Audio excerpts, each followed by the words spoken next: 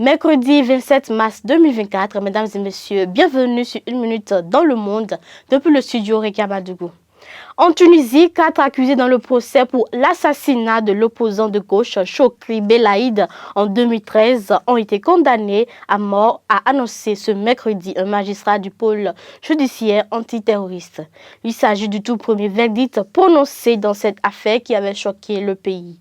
Au total, 23 personnes avaient été inculpées pour l'assassinat dans sa voiture et dans son domicile le 6 février 2013 de cet avocat de 48 ans. Critique virulent du parti islamo-conservateur Ennahda à l'époque au pouvoir en Tunisie.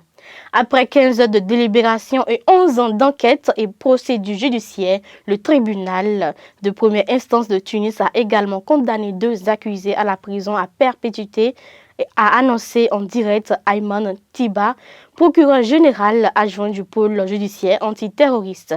Des peines de 2 à 120 ans d'emprisonnement ont aussi été prononcées pour d'autres inculpés, tandis que 5 individus ont été acquittés, même s'ils restent poursuivis dans d'autres affaires. Emmanuel Macron au Brésil pour relancer le partenariat entre les deux pays, de l'environnement à la défense en passant par l'économie. Emmanuel Macron et son homologue Luiz Inácio Lula da Silva entendent montrer un rapprochement tous azimuts entre leurs pays. Le président français est arrivé au Brésil hier mardi 26 mars pour une visite de 3 jours destinée à sceller les retrouvailles entre Paris et le Brésil. Dans le décor luxuriant de la forêt amazonienne, les 2 hommes ont lancé un programme visant à lever jusqu'à 1 milliard d'euros d'investissements publics et privés sur les 4 prochaines années dans l'Amazonie brésilienne et guyanaise, a annoncé la présidence française. Il s'agit de placer les peuples autochtones et les communautés locales au cœur des prises de décision, selon la feuille de route publiée par la présidence française. Trump Media and Technology Group, TMTG, flambe aux États-Unis. La société de médias de Donald Trump a démarré sous les chapeaux de roue mardi à la bourse de New York pour son premier jour de cotation sous les initiales DJT, celle du futur candidat républicain à l'élection présidentielle de novembre. Les actions TMTG qui chapeautent le réseau social Truth Social ont grimpé de 16,10% à 57,99$.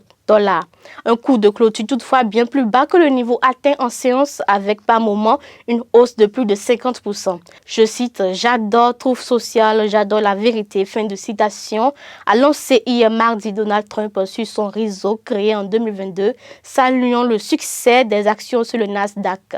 Au Sénégal, Bassirou Diomaye Faye, élu dès le premier tour dimanche 24 mars 2024, devrait entrer en fonction le 3 avril prochain, avec un programme de rupture pour tenter de relever d'immenses défis comme l'alimentation, la dette et l'emploi. La souveraineté alimentaire est en tête du programme économique du nouveau président, une priorité qu'approuve Meïssa Babou, enseignant-chercheur à l'université tchèque Anta Diop de Dakar. Je cite, « Il faut rompre avec le modèle actuel de notre économie qui est un modèle d'importation avec ce que ça nous coûte en devises », fin de citation, a-t-il précisé. Pour retrouver de l'aisance budgétaire, l'équipe du nouveau président envisage de renégocier la dette sénégalaise sur le modèle de la Zambie ou du Ghana.